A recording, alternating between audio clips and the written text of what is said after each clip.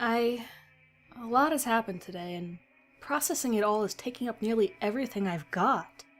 I tried starting this post a few times already, but for it to make any sense, I think I just have to tell it like it went down. Before I get started, though, I want to thank everyone who's been trying to help me figure out what my other mother really is, and how to help her and defend against whatever's trying to get me. I couldn't make it to the library today, so your research is pretty much all I have to go on other than what I learned earlier. But I'll get to that. Anyway, here goes. Last night, my other mother visited me in a dream. I wasn't sure if it was really her at first, because she never showed up that way, but there wasn't a ton else I had to go on. It was mostly a series of flashes, with her voice coming in and out, but I got enough that I knew what to check out first. The majority of what I could see was a massive storm raging over an ocean, thunder crackling in the distance, making it harder to hear what she was saying, but I made out a few words here and there. Sea, death, and well. Obviously, the only word I could really do anything about was the well near my house when I was growing up. I tried asking her to be more specific, how I could help her, and what was coming for me, but I was jolted awake by a pounding at my door. I was still pretty groggy, not having gotten a whole lot of sleep these past couple nights, but whoever it was made me very aware that they weren't messing around. I threw on my sweatshirt and walked over, opening the door to reveal a couple of police officers standing before me. I can't really remember what sort of conversation we had, but apparently I needed to come to the station for questioning. Part of me was scared, but I was curious to know if they had actually found something related to whatever attacked my apartment.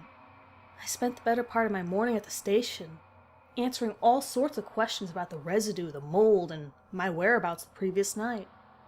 Fortunately for me, the motel had cameras in the halls and outside, so my alibi for whatever was going on checked out. Unfortunately, well, by that time I was no longer a suspect, but only a person of interest. I finally found out what the hell they were on about. Shelley. She and her husband were found dead this morning, drowned in their own home. I told the detectives questioning me I didn't want to see any pictures, but he didn't give me much of a choice. They were both bloated, and their veins pressed against their skin, and their faces were contorted in awful, terrible ways. The coroner even found some seaweed in Shelley's throat, and the whole house had been ravaged the same way as my apartment. I cried over lunch. It was all my fault. If I hadn't stayed with them, they'd still be alive. I'm convinced that whatever's after me, either it's too slow, or my other mother is keeping me protected enough that it's a night behind somehow.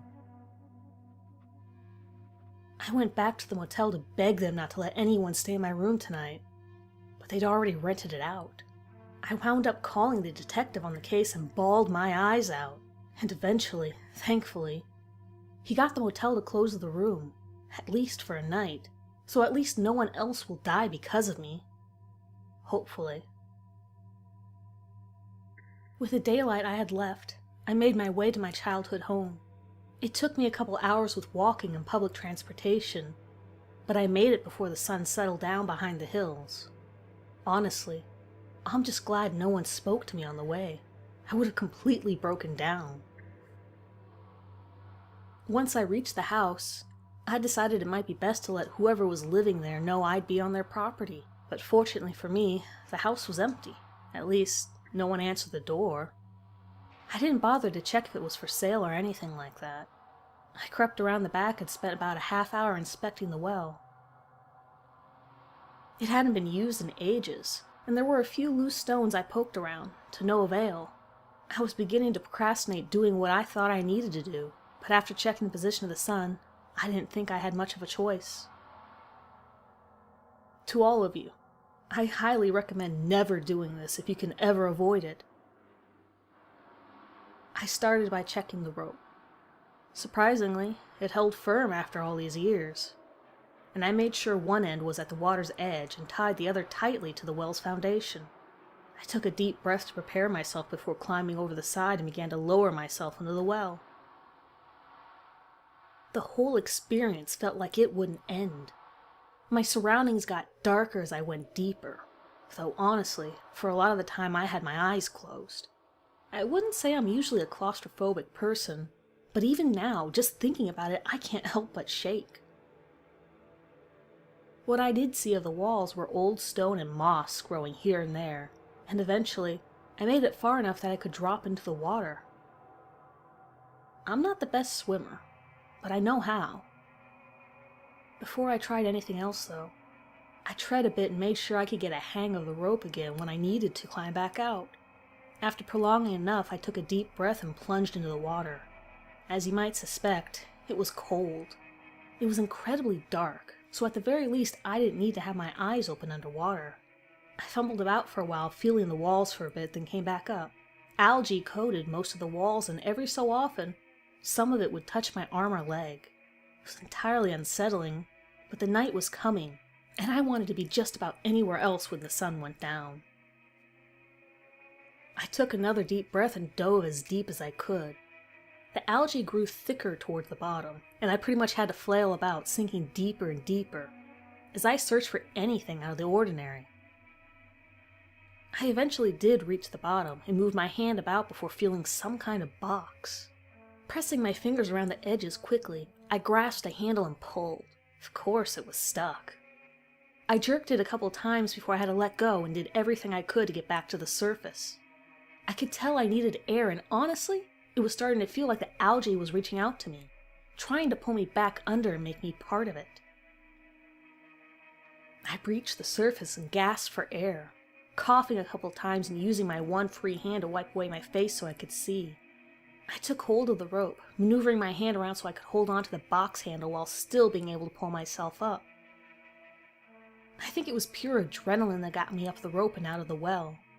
When I climbed over the edge, I fell onto the ground, on my back, breathing heavily as I stared up towards the reddening sky. I gathered my things and approached my old house, thanking the stars it was unlocked.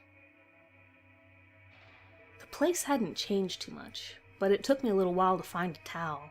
I also spent a little time trying to find some sage to burn without much luck, but I did find some salt that I poured around the couch and table. I don't know if it'll help tonight, but I don't think it can hurt either. I made myself a cup of tea and sat down at the table. The box was locked, and the sun had set by the time I picked it open, with a hammer. I couldn't see my other mother anywhere, but at least there wasn't any rustling coming from any closets or windows. I think I'll be okay for the night, but I'm having trouble deciding if I should sleep or try to stay up in case she shows up, if even for a moment. In the meantime, I found a couple things inside the box that I'm still trying to piece together. You guys seem to know a lot more about figuring things out, so maybe one of you can make a connection. I can't. My head's still pretty rattled with what happened today anyway. On top of a couple pictures lay a beautiful seashell. I don't know enough about them to know what kind of creature it came from, but it's shiny and reflects all different kinds of colors when I move it around in the light. From some directions, it reminds me of the shells in my other mother's hair. One of the pictures is of a young woman standing in front of a lake. She's relatively pretty and has this really nice smile, and the whole nature scene behind her is super calming. She seems familiar somehow, but I definitely haven't met her before. I should probably also mention that she looks pregnant in the photo, which makes the other picture make a little more sense. It's grainy and I can't make anything out, but I'm pretty sure it's an image of an ultrasound.